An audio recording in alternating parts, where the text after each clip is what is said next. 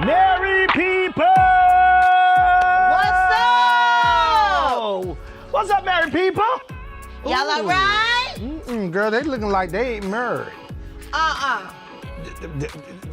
I know I's married. I know that's right, because I love my sister-in-law. Come on. Married people, y'all better share this post. I know that's right. Listen, comment below. Let us know you in the building. Let us know where you're watching from. Right. Welcome to the Candid Conversation talking about marriage. I know that's right. Great Marriage panels. is a beautiful thing. It is. It is. You know what I love about marriage? Tell me. Growth. I know that's right. I learned about marriage that even when you're naked before the person spiritually, there are some flaws in you that this person sees, and they can make a decision in that moment whether they're gonna stick with you to make you better or whether they're gonna be challenged to leave you because they see who you really are. Because you see people for who they really are when you're married to them. You do. You learn who they really are behind the scenes. And it's amazing how people are constantly evolving every second of the day. So it can either make the marriage better or it can make the marriage worse. Right. Like, listen, if you're married and you're watching this, comment below, tell me, and let me and Miss Nastashi know, what do you love about marriage? And what are some healthy tips that you have going into this conversation that you can share with us right now through this chat about marriage? Because what are some people healthy need to things? people need to hear healthy methods because they want their marriages to work. Because people think being married is lame. It is not lame. Me and my wife, I always say we're friends first, regardless of the situation. Right. You have to be. You gotta be friends first. You have to be friends first. You can't sit there talking about, oh, we married and all that stuff. Blah, blah, blah, blah, blah, blah. No, y'all friends. You have to be friends first. And I know some of you are looking like, ain't Stashi single? But Stashi used to be married. I've been divorced for 13 years. So I fully understand that you must be friends first. And another thing that I feel, you have to be completely transparent, up front, and you have to be able to communicate Stashi, you said effectively. You said a cuss word. What? You said a cuss word.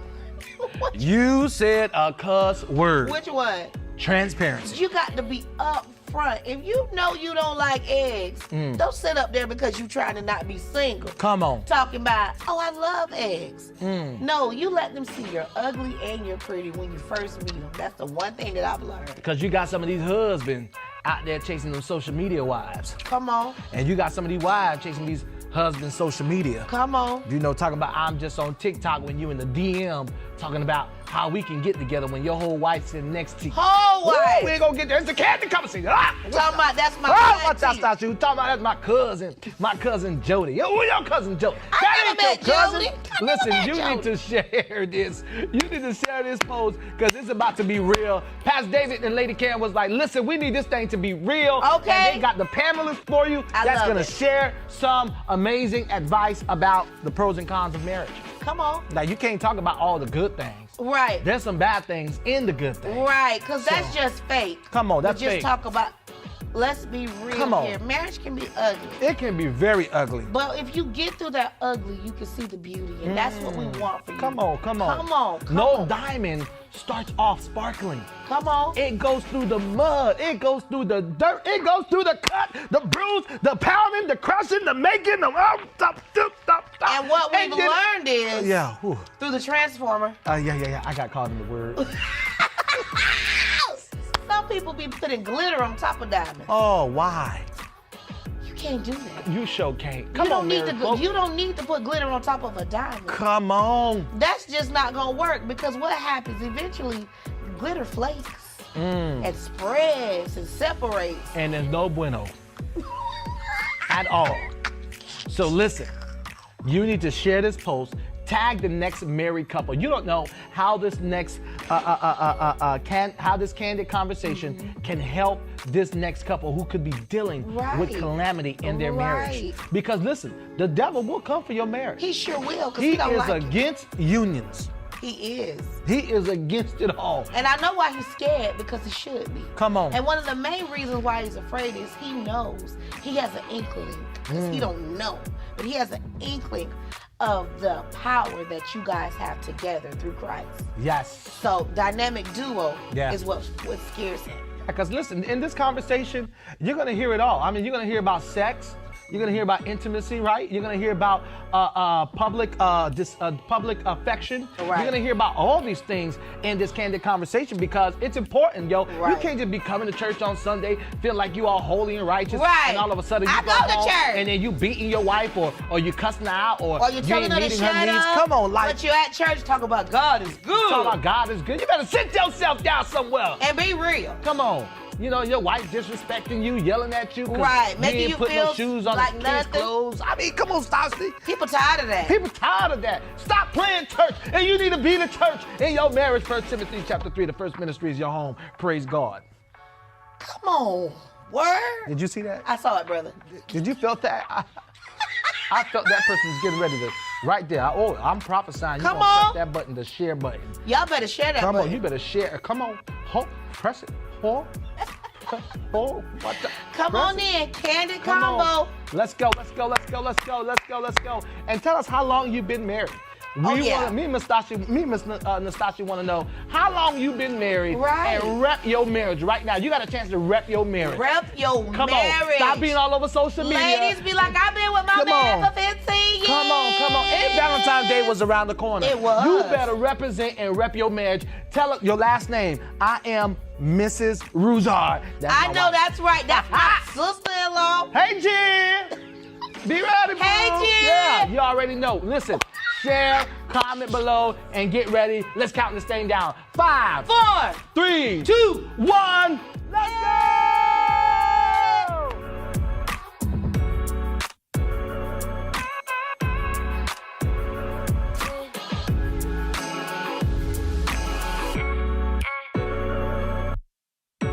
Hey, this is Candid Conversations. It's gonna be exciting. You wanna go ahead and start sharing and sharing and sharing. We wanna build the audience while you are watching. Don't watch alone. This is Candid Conversations for married folk. It's gonna be incredible. We know you're gonna have a great time. I am Pastor David S. Jacques with Lady Karen Jacques. and we are here to talk to you about Candid Conversations. We've got some friends from the church that are married, all have different life experiences that they bring to the table. And I'm just gonna quickly introduce them. We're gonna start off with the KOs. You got Jonas and Dr. Katia. Y'all been married for how long? 7 years. Good job. That you introduced the Dimashes. Go ahead, Karen, introduce them. Okay, we have the Dimashes. All right, you go ahead and say your name and how long you've been married. I'm John Dimanche, and I will let my wife answer that. Peniel Dimanche, and we've been married for 13 years. All right. And we have the Summers. Hello, I'm Natalie Summers. All right, now I'm Eric Summers, and we've been married 20 years. We just celebrated 20 years in this past fall. 20 years. Got the shirt to prove it. Got the shirt to prove it. Listen, we want to begin because many marriages in Christendom, and we're talking from a Christian worldview, and I know some may be watching and are not Christian, but we believe the Bible is the mandate for how we should govern our lives, and we hope that it will be helpful for you to follow that blueprint as well. So I want to throw this question out to any one of you. Talk about the biggest challenges you had the first year of marriage. Well, I'll start. Again, we're the Summers. We originally met in Seattle, Washington, and that's a long story, but we were very good friends starting off, and then our entire engagement was distant. Eric had relocated to Indiana, and I relocated to Washington, D.C., which is where I'm from, the D.C. area. So the first year was very difficult. We were 28 years old and had been independent, but then we had our own idea of marriage and then moving in together. So that was a big step all together. So just sharing, where we thought we were very sharing type of people, it was just sharing space. And so communication was a biggie in our own way, though. Yeah, just to piggyback off of that, I would say one of our first arguments I remember was about buttering a bagel. So it was one of those things where I was toasting the bagel. We had butter, like spray butter and so I buttered my bagel after I toasted it. And I was like, well, if she wants butter, she'll butter her own bagel. And I was like, why didn't you butter my bagel? And I was like, well, the butter's right there, And she's like, well, I like butter on my bagel. Why wouldn't you not butter it? And so it was one of those things where, again, just communication, learning each other. So that was one of the first things is, as you're coming together, again, you have your own identities before you come together. So it takes time to learn that. So, it took, that first year, really through year 5, I think, is before we really got to know each other to that point where we understood, okay, these are the things that she likes, she doesn't like. Lots of examples of that. So. Big one, sharing space.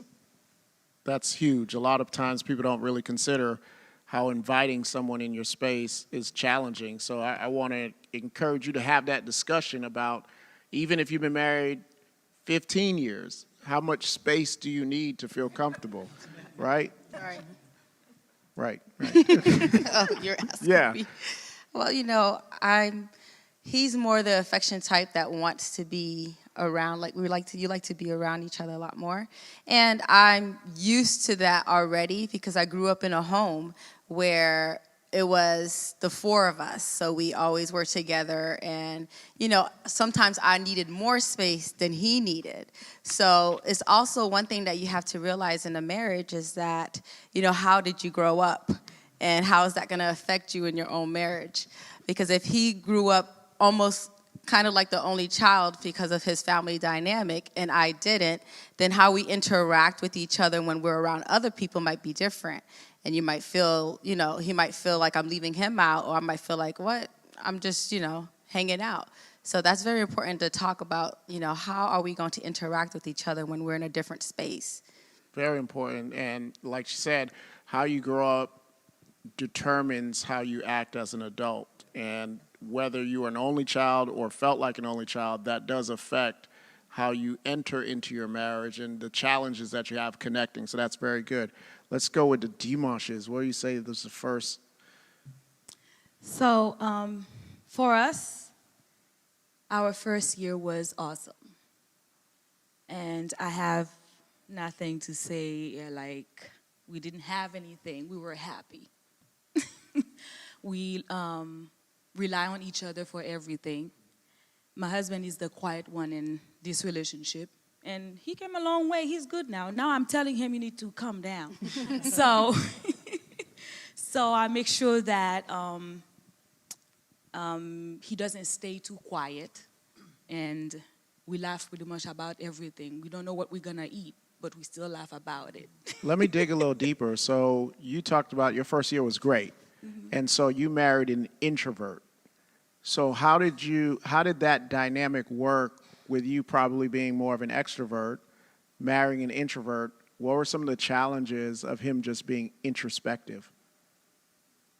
Well, like you said, I grew up with a bunch of 2 brothers and cousins. So we were always on each other's face. And he was the only child. So I make sure that I am always want someone to talk to. He's very talkative around me, so no problem. We good friends, great friends. He's my best friend. And it was not a challenge to me because I get him. I know who he is, and I make it work. That's pretty much what I can say. It was good for me. John, what do you say? I'm very grateful. But for me, my challenge was a bit different because the biggest challenge I had during my first year was to properly understand how to provide her ample time to process whenever we had an argument.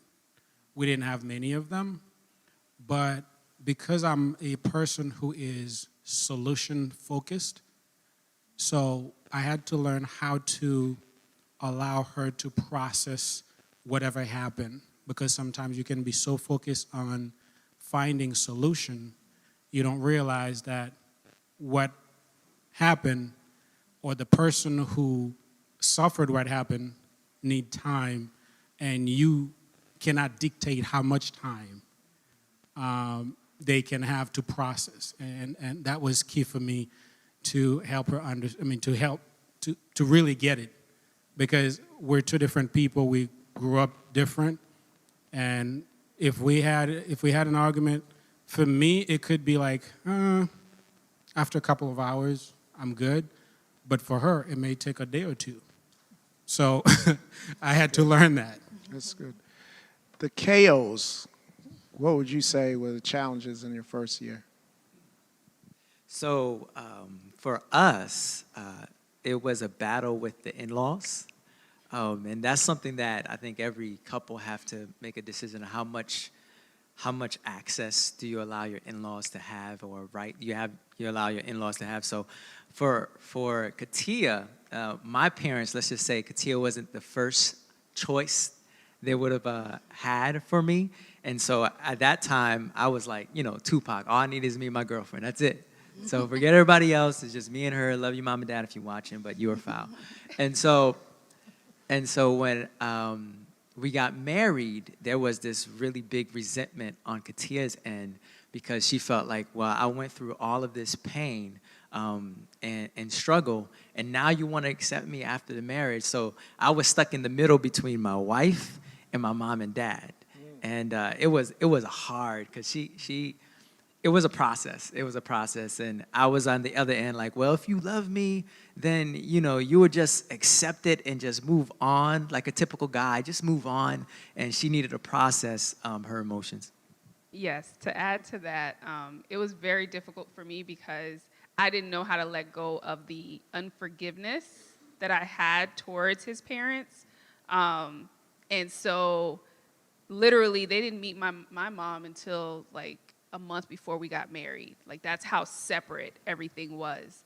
And so it really took probably until we had our first child, which was 2 to 3 years later, that I was able to really let God purge me of that unforgiveness. So that was very, very difficult. So let's talk about solutions. So there might be somebody watching that's like, okay, great, we identified that there are challenges the first 5 years of marriage, and maybe there's somebody that's watching that's saying, well, how do I overcome if my spouse needs time and I just want to get it worked out, and or I just don't get along with the mother-in-laws or father-in-law, I just prefer just to have a marriage that just works without them? And how did you overcome just the idea of, I want to do it on my own, and misinterpreting what your wife wanted you to do, and maybe you can share that, and then we'll ask some questions about how women think and how men think, and try to help each other out. So jump in. So I'll chime in on this one. For us, what I had to learn was the importance of listening to unspoken words, because a lot can be said without saying anything. And thankfully we had a great friendship coming into our marriage, and I would greatly encourage people to build a solid friendship. So we're friends first. Therefore, it was easy for me to talk to her and learn what's important to her, because you got to ask questions. I'm not a mind reader. So ask questions to know what triggers her to act a certain way, and some of the things that you can say or do that can cause her to shut down. And also, one of the key things I learned was to create an atmosphere for communication, because sometimes it's not that the person isn't ready to communicate, but the atmosphere is not conducive for communication. So you got to make sure that you create that atmosphere and learn your partner. Really, learn the likes and dislikes. Really invest in that. I really like when you said the atmosphere, because sometimes you want to, but you have to realize your demeanor can say, like you said, those unspoken words can really change and the atmosphere where you had the courage to say something and you're like, okay, maybe now is not the time. But another thing that's very important is like having the 25th first date, you know, starting it over again, taking it back from how did this start. You know, that's how we can rekindle flames and things that may have dwindled down along the way. So it's really good, like you said, to ask those questions. Like, how did you get that bruise? Like, I see this scar on your leg. You know, just things that you probably never talked about. You know, how did you grow up? How did this happen in your family? And get to learn them even in a deeper level. I think that's really key. And I think that's a great point to tell on myself. I'm a total shutdowner. So if I'm offended, I'm just going to shut down. And she'll always say, like, talk about how it's important to feel safe to communicate. Because I give off these vibes like, I want you to talk to me, but then I don't. So I'll go downstairs and walk by her, hoping she says something, and she don't say nothing, then I'll go back upstairs. And it's like a continual vicious cycle because you do want to communicate, you want things to set things right, but the vibe, you know, the feeling that you have, that the energy that you're putting towards, you know, the other person, if it's negative, then that just shies them away and continue to cause them to like, okay, he's not ready. It just fuels the flame. And you don't want to fuel the flame. You want to make it an open atmosphere where someone can receive you if they want to speak to you. The Summers, after 20 years, how do y'all resolve conflict? So It's what not buttering bread, but I mean, just how do you? Right, absolutely. So what I will say is one of the things, and again, the 20 years, there's been some dark years where we weren't necessarily on the same page. But one of the things that, Natalie is a counselor, and so as she started down that path, I think her maturity and learning how to process things, and then we actually sought counseling together as well, just to kind of start looking at some of those things that we weren't necessarily doing well. Again, the communication, we had it in a lot of areas, but then some areas we weren't necessarily communicating. So we, sought after to get like a kind of a third-party objective person to kind of help us be able to talk through those and, again, create that environment of safety. And so I think that's one of the things a lot of times in our community we shy away from, counseling. And I'll be honest, I grew up, counseling was not something, you take your problems to Jesus and he'll help, I mean, that's honestly, and so I was really not, I was shut down. I wasn't really open to counseling, but then once Natalie accepted that calling, I kind of had to be open to it. And then, that's really what has helped us to stay strong together is really learn that communication, really allow, seek help when we needed it. So That was so beautiful. I just want to give you an offering for it. He said she accepted her calling into counseling. Can you talk about how counseling helped you from the outside looking in, not just being a counselor, but how it has helped you in your relationship with your husband? I fought it. I'll be honest. I mean, on the spiritual level, I fought. I was always the go-to person, even growing up. However, I was strong on the technical side, so I had mentors to guide me in the engineering route. And so you start down a path and you people please and you're frustrated inside and you don't go to counseling. You talk to, go talk to Lady Karen. Go talk to this person. So you're talking to all these people and you're praying, but deep down inside, you're not at peace.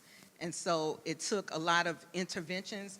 And even with me praying about what my calling was, and we were best friends, but there were still some underlying things that, well, I can't talk to Eric about that because it's about him, Or you want to go talk, you go talk to Pastor, but then that's going to make Eric look bad, So you have all this stuff, so it's dark for you. And then God really, in prayer, I'll be honest, he started bringing counselors in my path. And so they went in counseling from a whole different field, and a lot of it was from technical fields. And so they encouraged me to go to seminary, and I definitely was not called to seminary. There are a lot of schools, you don't need to go to seminary because ministers go to seminary. You're not. So it was all of this that I'm still, fighting with God, honestly. And it was out of pure frustration and the doors just swung open, different counselors coming by, different people talking with me, and I went to seminary for an interview and got a scholarship, and that was in Indiana. So when the doors opened, they opened very wide, and God was like, now what? You know, what you going to do about that? But with all of that, there was a lot of things that I was working on, not just in my marriage, but friendships, my mother, my parents, my family, different things that I was really toiling with.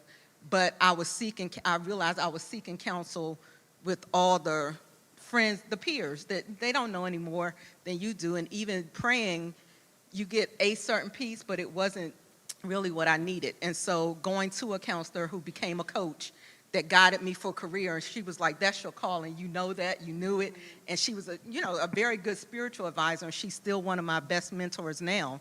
And then going into seminary, it was required to go to counseling because they had a counseling center, so they didn't encourage you to go to theirs, but it was required. And not to get too wordy, but I remember when I went to look for my counselor, I said, I have a list of things that I need to go over with you, and this, and she looked at me, she said, the first thing is going to be control. And I said, I don't have control issues. She said, okay, and the second is going to be denial. So you put that list in your pocket and you come on and see me. And I was like, wow, but that's exactly what I needed, and someone that could be in my face enough to not sugarcoat things. Right. And so in working with myself and just modeling certain things, it really opened the door for Eric to be a little more vulnerable on certain things, and communication just had to be top notch for me. Hey, I know you're excited about this session, and we are too, and we hate to break into it so quick, but we want to take a moment, if you've been blessed by this, to support what we are doing right now. So I want you to do me a favor. There are a myriad of ways to give, so I'm asking you to do that right now. Grab your phone. I know you're into it, but grab your phone because we want you to help support what we're doing. You can Cash App, $TKCI, push pay, text to give 77977 TKCI. Let's give 20, let's give 15. Whatever you give helps us continue. Somebody say continue. Type continue. Yeah, you want it to continue.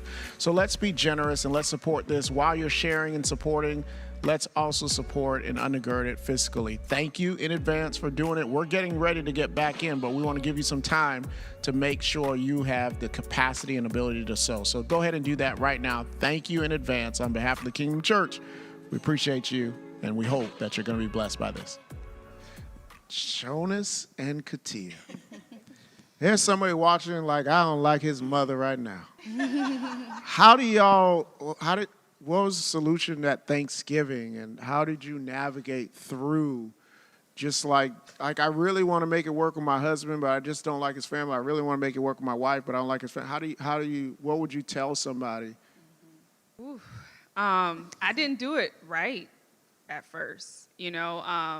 I would go to Thanksgiving and like my face would tell it all. I just couldn't, I wore my feelings on my sleeve. And so it really, and it's great that you guys mentioned, a coach and counseling. For me, that's what it had to take. Like prayer, I did all that.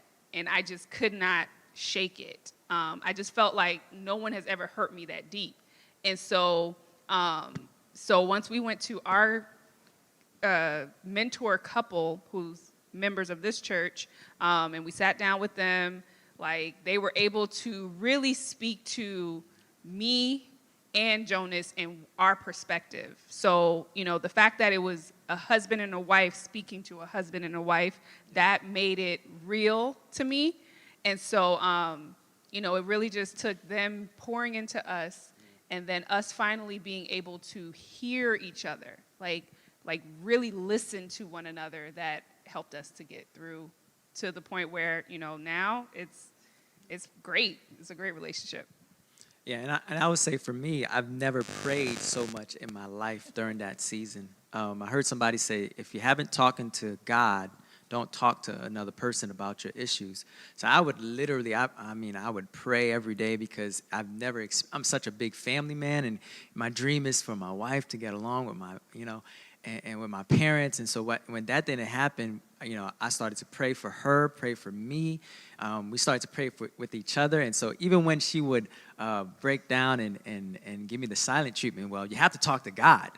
So let's talk to God together. And she would share things to the Lord. It was almost, I was like secretly hearing this conversation, her and God, and she would like forget that I'm there, and she would tell things to the Lord. And I'm like, oh, well, you didn't tell me this, you know? So prayer really, really, really, really helped a lot. And I couldn't rush her process. And I had to realize, I remember this one time, we had a huge fight. I remember it was like the kind of like, I'm gonna sleep in the couch, because we got a wonderful couch. It's very comfortable. Gentlemen, get yourself a good couch. And so I didn't have a problem sleeping in the couch. And so I remember God was like, I was talking to God, I was like, why did you make her this way, da-da-da-da-da? And then God said, first of all, you don't want to marry yourself, right? I made her complementary to you. But then he said the issue that you are having with her did not start with you. It started between me and her. So you just coming into the picture. So you have to understand anything that goes on in your marriage is between that person and God first. And you're coming into the picture and have to realize that God knows best, and to be patient and not rush the person to how you want them to be. Well, here's a great question to begin. What do women think about that most men don't think they think about? And I'll let the women start off. Let y'all marinate that a little bit. Can you repeat your question? What are some things that run through a woman's mind that men should know, and it would be helpful for men to know that are married to their wives, that men may not be thinking, and you would like them to know? Well, sometimes we really are tired. Like, we really do a lot as women. And sometimes I feel that men just think we're superwoman. And so after doing all these things throughout the day, we get to night. And if we happen to fall asleep, it's really not that we just don't love you. It's just that we're tired. It's good. All right, women are tired. All right, so get them some vitamins. All right, next. Oh my goodness. It's not that we understand the needs of our, I understand your needs. And oftentimes I'm trying to, have that checklist, like I'm checking those needs and doing it. But like Dr. Katia said, in the everyday, it's almost, we would love for our spouse to do those things to, if possible, carry some of that weight. And I understand in a marriage, like some people say in a marriage is 50-50, but marriage is never 50-50. There's days that he'll be 80 and I'll be 20. And there's days that I'll be 90 and he'll be 10. So, and there's days where it balances out a little bit better. But just realizing the activities of the day and trying to put an ease on that, however way possible. Like a big thing for me, like, is dinner ready? The first thing the kids say, and we have children, what's for dinner? And, for you to hear that constantly is like, not reading my mind what I need, but sometimes for me to communicate that too as well. Because sometimes we don't want to communicate, like, how come he doesn't know what I need? We've been married for 15 years, you should know this already. And same thing with him. Like, if he needs something, the key is that communication. And sometimes we think that, well, they won't understand. Even if you have to say it a few times and over again, we do understand. You just maybe finding another way of communicating that. Sometimes we're saying it the same way, that broken record, and after you hear the same thing over and over again, it's like you don't hear it anymore. So we have to be careful, mindful of how we, express our concerns. Natalie or Penny? I would say just communication. I think, like Lady Karen said, knowing your spouse and knowing what their needs are, also understanding the personality.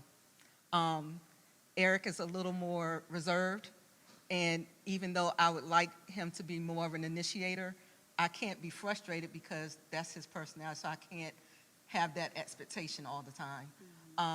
So I think it's very clear now, though, after 20 years.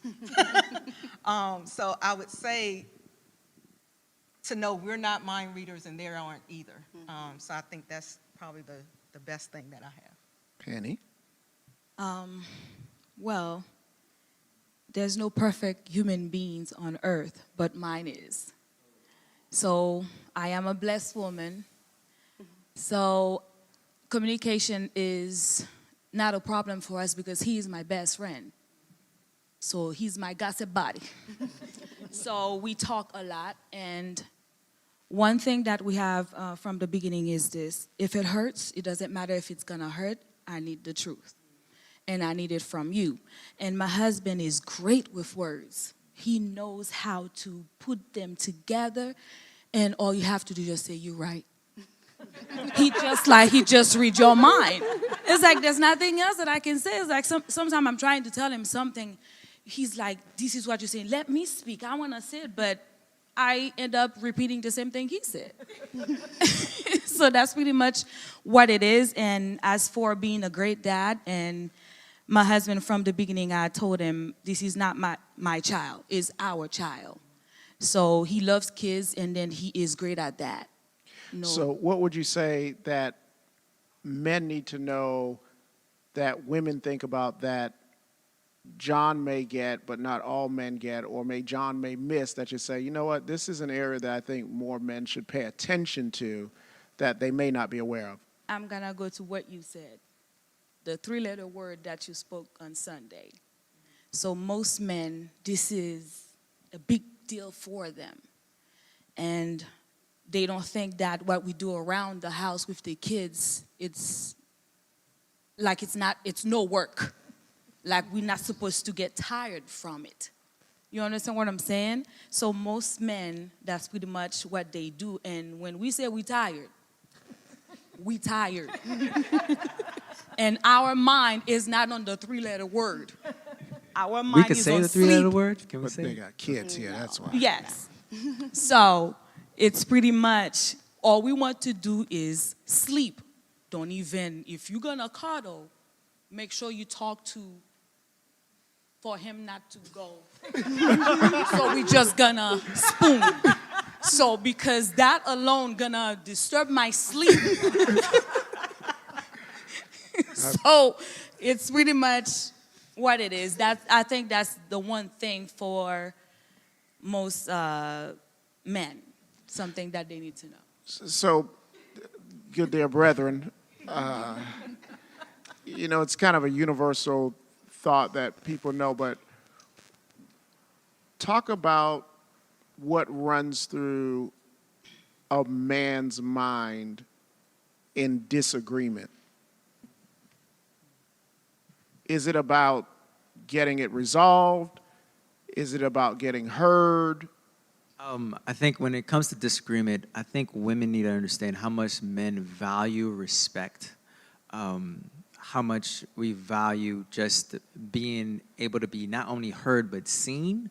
The worst thing a wife, I think, sometimes could do to their husband is to disrespect them. You could feel disrespected anywhere else, but if you get disrespected in your home, it's a different type of disrespect. And I think for most men, we try to be respectful with our tone. Not to say all men are like that, of course, but with our tone and how we deliver. And in the back of our minds, we're always thinking, if I would talk to you the same way you talk to me, because we always are thinking like women just get away with a lot during disagreements. And so we value the respect, because that way we're recognized and we're heard, and you're not just abusing this moment. Because for us, we try to, at least for the guys I talk to, we try to control our emotions as much. And for you, that's something that we're trying to do for you. And so for women, sometimes I see that the emotions tend to get to the point where it's like, okay, I'm gonna disrespect you, and you're just gonna have to live with it. And it's like, okay, all right, we have to deal with this and move on. But just respect is such a key thing for men. Just to add to that, I think with Nally and I, so again, we have different communication styles. So Nally is definitely more the extrovert and more verbal, whereas I'm not as verbal. And so if we have an argument, I'm more the type that wants to go back and kind of think about it and process it, and then I can come back, with my side of the story. So initially, like, one of the things that we would do is, now, if we had an argument, Nally would talk, but then I would go back and write a letter, I just remember one Valentine's Day, one of the things that Nally said is, she doesn't like flowers. She doesn't want to be, she doesn't want you to lavish a lot of on her for Valentine's Day, for expenses. She's like, it's the most expensive day. Why would you do this? We can do it a different way, just a simple acknowledgement. This was early on, and so I remember I had, gotten dinner. I had gotten her, a dozen roses. I got her, I think, some jewelry. I just went all out. I think this was the second year of marriage. And she, she totally rejected everything that I did that day. And I'm like, how in the world, I done did all this, And so I literally, I put together a letter. I had a chart, I was like, I gave you this. This is what you said. This is how I felt, but, eventually, again, that respect thing, I felt disrespected and I wanted to be heard. And so the way I felt like taking control of that was, if I write it, then she has to read it. She can't just respond back, So she's got to read it first before she responds. And then eventually, as we got to learn each other, then, as I'm getting my voice and I'm able to kind of be more thoughtful on my feet, then, we can absolutely have those intense, fellowship times, a little bit more, yeah. That is good. I like the respect. You heard the respect. John, I'm going to change the question for you. How, you've been married for 13 years. Can you talk about the evolution of a man from the day you said I do to who you are now? How we change and we're not the same person, not same morally, but how we evolve and how sometimes spouses still love the person that they met and they haven't evolved with the man that is now 13 years later. So, in my case, my belief is women are not difficult, they're detailed. So for me as a man, I'm more of a big picture focused. My philosophy from the beginning was, she is my garden. And my job was to make sure that I take good care of my garden. And if I do a good enough job, my garden will take care of me and she'll always be fresh. So my evolution has, I think for me it's been detail. My first objective was to really get to know everything about her. I wouldn't say I know everything about her, but I wanted to really just love her in a way that I don't even, like saying I love you doesn't even matter anymore because my actions are so much louder. So now, after 13 years, I can say, I tell her often, I love you just because. I don't have a reason to love her. Now, I don't have a particular reason. I just love her just because. And this has been my evolution because just the little details. I had to really pay attention, be very detail-oriented, to know what she's saying when she's not saying anything. And I pray a lot about grace and wisdom. So sometimes it's not what you say, it's how you say it, because if you say it offensively, it will be received defensively. So I had to make sure that I pray for grace so that I don't reopen any old wounds, even though I had nothing to do with those wounds.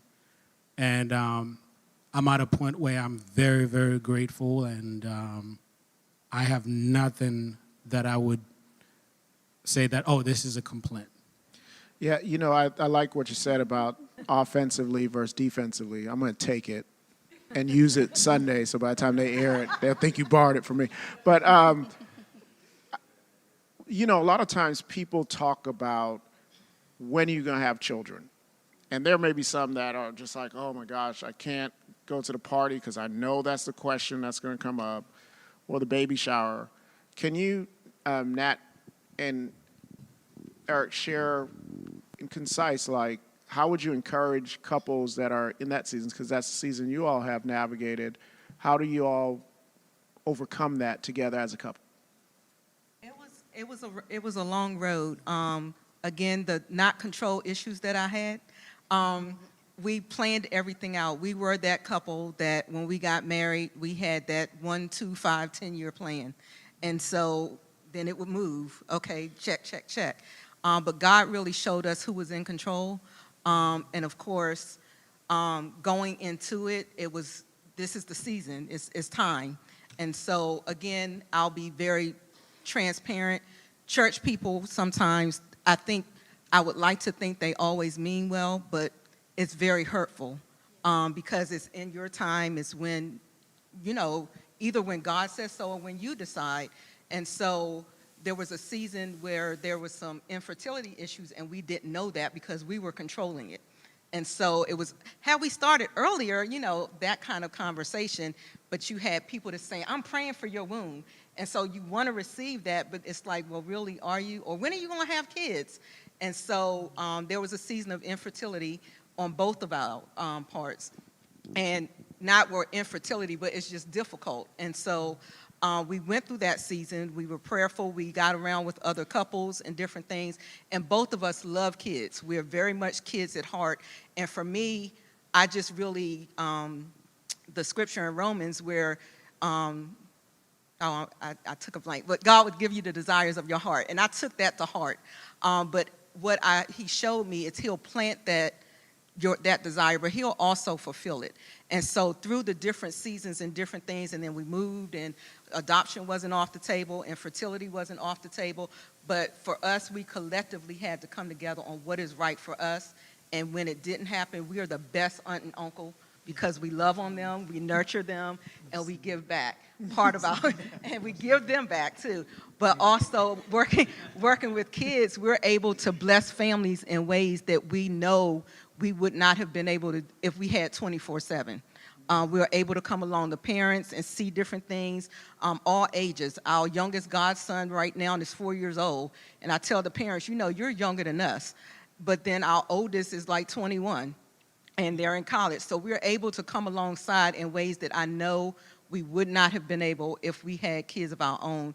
But it took us coming together, that communication, being prayerful, but also being able to have a response that wasn't as hurtful. So the church folk that, you know, came at us, it was like in God's time, and that shut it up for the most part. But it's also letting them know that it's hurtful. Well, because, you know, you understand, and they mean well, like you just got married, and they're like, okay, when you gonna have babies? I mean, Right. We ain't even got a chance. yeah, Right, so it's right. just No, different things. And I understand they do mean well, but there were seasons of darkness that were very hurtful, even with family, because we didn't live near either sets of family. So it was just very hard. Yeah, and just to piggyback off of that, again, it was a tough time. I think, like Natalie said, you know, there were times when we weren't even on the same page, you know, or you know, we didn't really discuss it a lot, you know, but we did finally, you know, God, I think he revealed himself to us, again, with having, being godparents as well as, you know, having nieces and nephews. So, again, he fulfilled us with lots of kids, you know, just not in the traditional way that we thought it was going to be.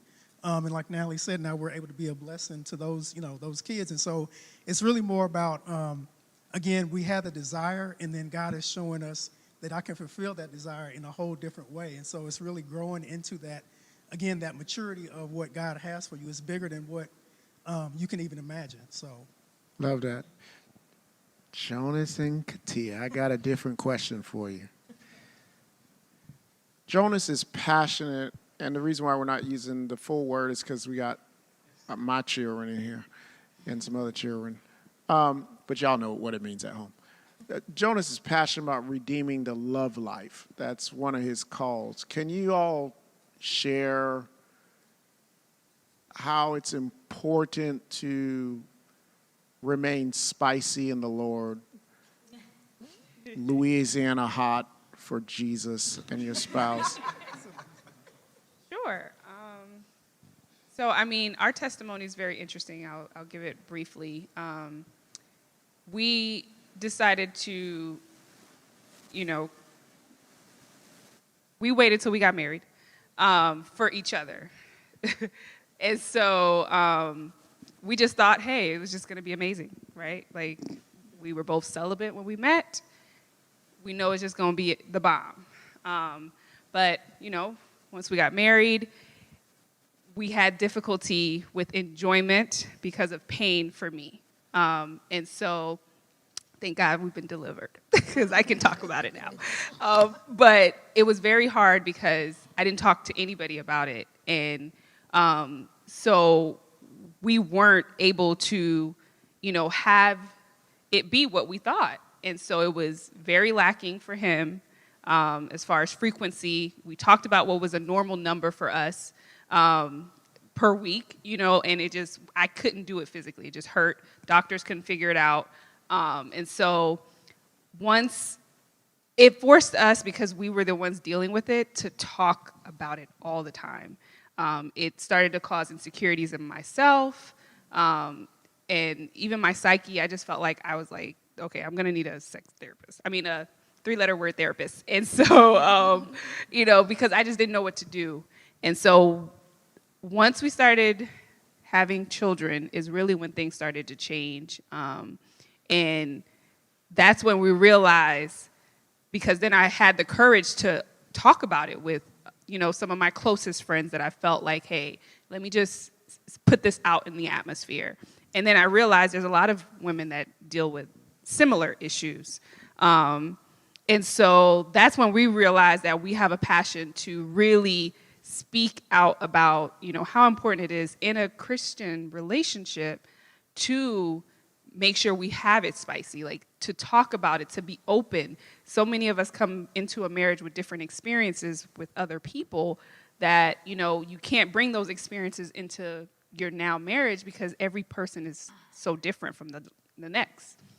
So, yeah, I mean, you want to add to it? Sorry. Yeah, so when we're going through this season and praying and looking for other ways to kind of support what we're going through or solve our issues, I just found it so odd that I was trying to look for answers in the church or trying to get a Christian perspective, and I couldn't find anything. I mean, there are other places that deals with godly intimacy if you want to, but I was just so shocked to see the limited amount of resources in this. And I refuse to believe that God, who's the architect of intimacy, i.e. the 3-letter word, that he's silent in this issue. I just could not wrap my head around it. If you're the architect, if I want to learn, if I want to enhance, then I go to the architect. I don't go to the world. And so that kind of built a righteous anger inside of me because I know that God wants us to enjoy food because he created taste buds. So I know that God wants to enjoy the 3-letter words because he created all these sensory tips in our bodies. And so I refuse to believe that he doesn't have a word to say in this. So in a lot of times, I believe that couples try to go out, and I understand you go out and try to get the alternative because there's not an option.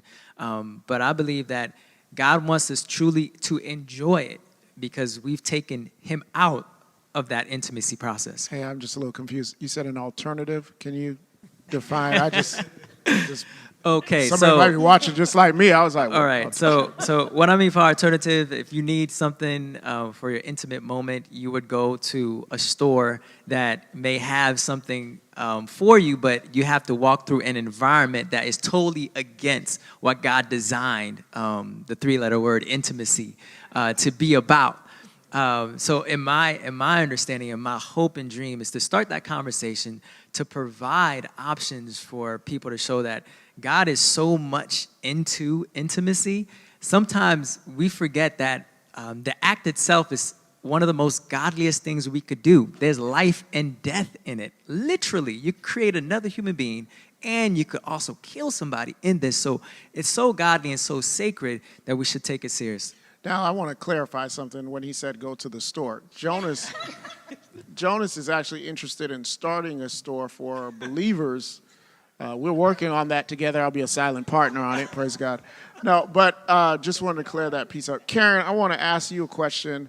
What do you think is something that you could share with wives that will help them with their personal, not losing themselves and being a mother, stripper, all these things that they have to be for their husband, lover, all those things. How do you manage yourself in the process and not lose your identity? Okay, well, that's good. First thing is that you have to know who you are and what you like, because you can't expect your husband to fulfill those needs if you don't know what those needs are. So get to know who you are, because you can lose that part of you when all the other things come to play with, taking care of a family, taking care of a home, a career, everything. So it's just that taking that time out and thinking, what do I like? What do I enjoy? And it doesn't always have to be something erratic. It could be just, I like to paint or I like to sing. Get to know yourself and then share that with your husband. Like, you know what I learned about myself today? I learned this. You know what I really found out I really dislike is that. So when you do that, now you opening the door for conversation. You're putting in nuggets. If they're listening, they usually hear what you're saying, and where it sets you up for, things that he probably never knew. And now you open that door, and now you probably would never expect it, like, wow, you were really listening. So I believe that know who you are. Don't be afraid to share that. The good things and the bad, because you might find out some things about yourself that your spouse never knew, and it's interesting to him. And now you know, okay, that's why you get angry when I do this, or, oh, that's why you smile when I do that. So really get to know who you are. And one way that I do that is I really take some time out for myself. Just early mornings, just even whether it's my devotional time, whether it's going out to get, my nails done or anything like that. I think that's very important not to forget about you in the whole process of marriage, not to forget about you in the whole process of raising children, because that can be easily done. Just take that time out and take care of yourself, because if you're not taken care of, you can't take care of him if you're not taking care of yourself. Listen, this is another one that I'm trying to hit all the questions that might be something that you think about. I know we only have an hour. Thank you again for giving, because it went across the screen. Thank you for doing that. But Penny, I gotta ask you this. In a world where everybody wants to get the bag and everybody has to have a wife that's a business owner, you support your husband's vision, dream. Can you talk about the security it takes to just say, listen, I don't have to be an entrepreneur per se. I'm here supporting my husband, my son, making sure I take care of what I need to take care of. Doesn't mean I don't work, but it means like I'm here to thrust him, and I'm okay with that. And we live in a world that wives are, which is nothing against it, but so many get sucked into this trap that they feel like, I got to be a boss, I got to do this, and they end up losing their home because they're trying to keep up with culture. Well, I grew up around my dad waking up each and every day just to make sure that my mom has everything he needs. And my dream is to have a husband that way. And my mom adores my dad. So it's not just for that. Sometimes it just pass on to you. It is something that I love. I know what I can do, and I know what I cannot do. And my husband is the whole package in this family. I respect and adore and I support him with everything. And I have no problem being just his wife. And yes, like you said, a lot of women, this world, they think that just being a wife is not enough. If some women you feel that way, yes, you should go ahead and do that. And we are living in a world where a lot of women, they get hurt by men, and they have to step up and take care of themselves and their kids. And I have no problem with that. So as for my husband, I support him, and I have no problem. And him being the provider in every way, and as a businessman, is just very sexy. I love it. That's good. That's good. Yeah. Okay. You guys, this we're on camera. I think that's so good because we live in a world that says you have to be. Can you, Karen, just kind of share married to a business owner, there are trade-offs. Right.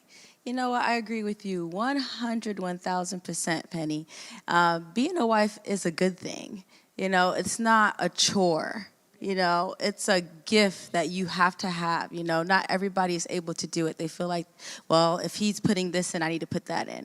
No, when my husband brings in those checks, I'm happy. I'm happy, and I feel like we are blessed, and that God put him in a position where he is business-minded, where he is a leader, where that I believe that is his calling. And I respect his calling. I love his calling. When I see that he's doing what God called him to do, it's a beautiful sight. And I feel very secure about it. And I don't need to upstage him. He can, he can do what he's called to do. And I've learned it's okay. And I can support him in any way that I can. And the way that I try to support him the most is try to give him exactly what he needs at home. And sometimes I don't always make the mark. I miss it sometimes. It's because of other things that's going on. But that's my goal, that he's happy, because I know when he's happy, I'm definitely happy. I'm okay. I'll be all right. Dr. Katia, entrepreneur. Can you speak to the wife that is a business person and balancing going after your dreams, your goals? You're a real doctor. I know in the black community that's a hard thing to believe because we have a lot of honorary ones. But and you're in the real estate, and you also do makeup, and you have your own makeup business. Can you talk to the woman that's like, man, they're almost married to their career, and their husband is kind of secondary. Can you kind of speak to how to balance that? Yeah, for me, the balance is really having a very supportive husband. He knew when we got together that I was very ambitious, but I didn't even know I had this much of an entrepreneurial spirit, I guess, until, he actually helped to cultivate it. You know what I mean? He noticed it. He's not really that, big on being an entrepreneur. Now he's become one, but that wasn't his desire when we first got together. He was just pretty content doing what he was doing. And so for me, because of how involved he is in our home, he cleans. Thank you, Jesus. He doesn't mind cleaning. He don't cook, though, so pray for us. But he's very hands-on with our children. And so that really allows me to flourish in all the things that I love to do. I love to do everything that I do. And it's not so much just because, it's making me money. It's really I enjoy helping people. All right, y'all, we're about to wrap it up. Can you believe this time has flown by? But we don't want to leave you as orphans. So we want to leave you with some words about it. So I want each of you to take 60 seconds and give a nugget that has helped you to help them. And nobody has a perfect marriage, but we all learn from each other. And so each husband and wife will share 30 seconds of what they think would be an impactful tool to help you and I grow into deeper matrimony. So we'll start off with the Summers. All right. I think what I would say is for the male, I think it's ego.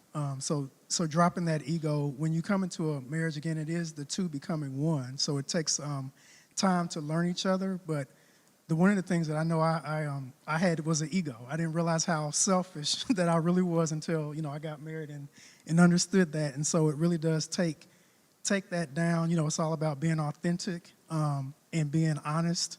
And so it's the communication, honest and unapologetic communication with each other and taking that ego down. I would say just to continue to be true to yourself in order that you can communicate. Communication is a big key. Thank you, Pastor, for the equation of expectation minus communication brings about frustration. And I think that's very loaded because communication, no one can read anyone's mind. And so in order for you to communicate your wants and needs, you have to know them, just like Lady Karen said. But you have to be vulnerable with yourself in order that you can communicate that. And it mates for a thriving marriage. 20 years.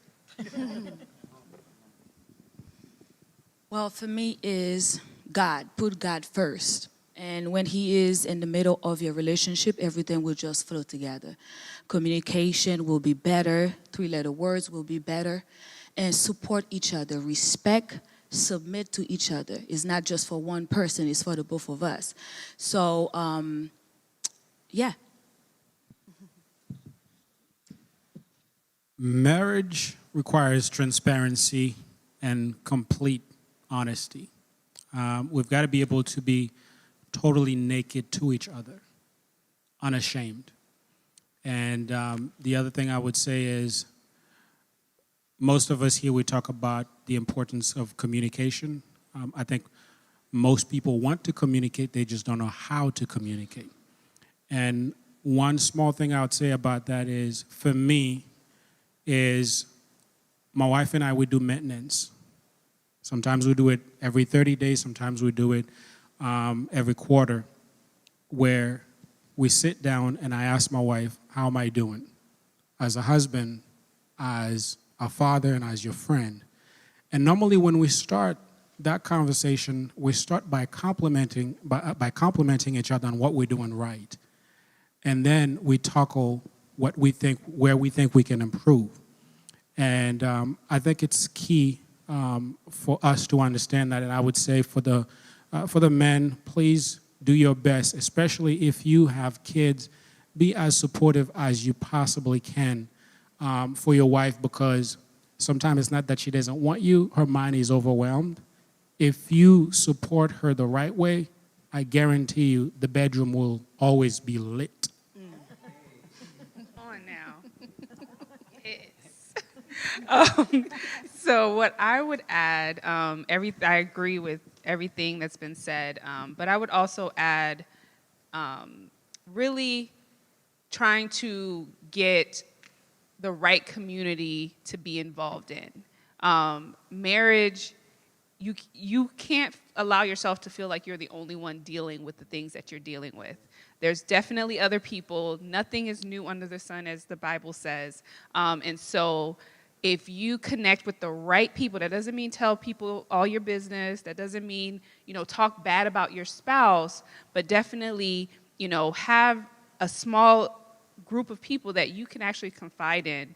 And then, the maintenance that you talked about, we also believe in doing maintenance where we sit down with a counselor or a mentor, coach, or couple, at least once a year to see if there's something that, we need to work on, you know what I mean? And really hash some things out that maybe just has been pushed to the side because of the busyness of life. Oh, these are wonderful advice. I would say, not to go too deep, I would say never stop exploring each other.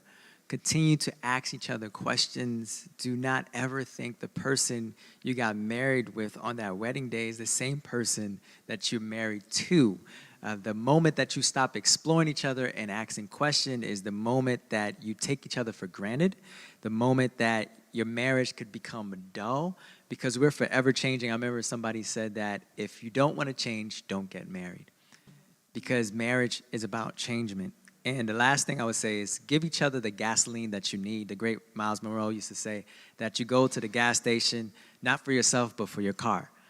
Some cars have unleaded fuel, some have regular, but gas is needed in order for the car to drive. And so give each other the gasoline that we need, because even though you may not need it, your spouse needs it, but then you reap the benefits for giving each other what you need. Very good, because an important thing is when we say think of others before yourself, think of your spouse before yourself. In arguments, think of your spouse. Like in different situations, you can think of your spouse. One thing I would like to say is that don't ever think of it as you're competing against each other. You're a companionship. You have to, you know that you're a team. So when we ever get that mindset, well, I'm going to one-up that person, then that's when we're heading the wrong direction.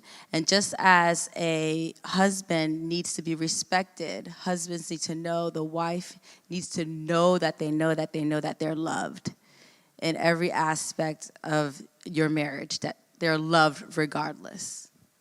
I would say you can't grade yourself. I think husbands are, especially myself, we're always trying to grade ourselves on a curve. And I think it's important that we are vulnerable, because as men, it's very scary to find information that is negative about us, because we always want to appear positive. So I would say don't grade yourself, and be vulnerable enough to hear the constructive critique of your spouse, so that you can become more enriching. And so it takes a lot of time to be vulnerable on every aspect of who you are as a male, because we're so we internalize, we introspective. So I would encourage you each and every day, show more skin, which means be more and more vulnerable as you can. So listen, if this conversation has been helpful to you, definitely be an evangelist. Hit that share button. If you want to join our group of couples, text the word couples. You can be a part of our couples group empowerment sessions that we have every month. I call them marriage maintenance. You don't wait till your car breaks down to take it into the shop. You maintenance it every single month. And that's what we do with marriage maintenance. It's taught by our coaches, marriage coaches. You'll be in a community of people that want to enhance and improve their marriage. So text the word couples to 407-449-8884. It's already on the screen. See that? So just go ahead and text that word couples to 407-449-8884. You're going to be a blessed person by being a part of that. And as we conclude, we're leaving you with some nuggets to start the conversation. We want you to continue it. We want you to start a watch party with your friends and just kind of share, like, what did you think about that? How did you feel about that? In a non-combative way. Take care. And as you should know by now, at TKC, we follow God, love people, And change a city. peace.